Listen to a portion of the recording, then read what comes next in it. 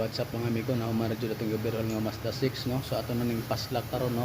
So ox na kaya na maka-orek TV na taan eh. So kanang sigingon ako diha tamar daw ko sa overhaul or troubleshoot. So natural naman ginang mekaniko ta mag troubleshoot magitadaan na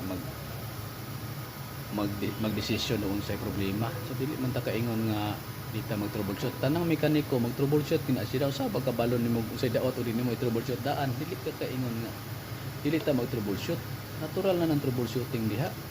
So dili nakakaingon nga tama ra ta ng overhaul. Sa ako lang po nga sitwasyon, kaning overhaul manggod.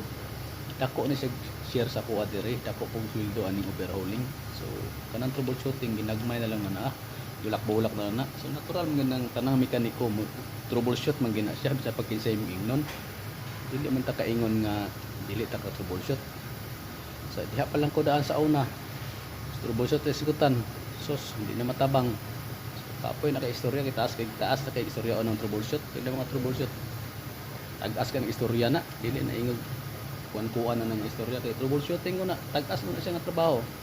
So dili ta kaingon nga di ko ka troubleshoot. So natural na tanang mekaniko mo troubleshoot na bisan pag permiro pag ang mekaniko mo troubleshoot gyapon ka.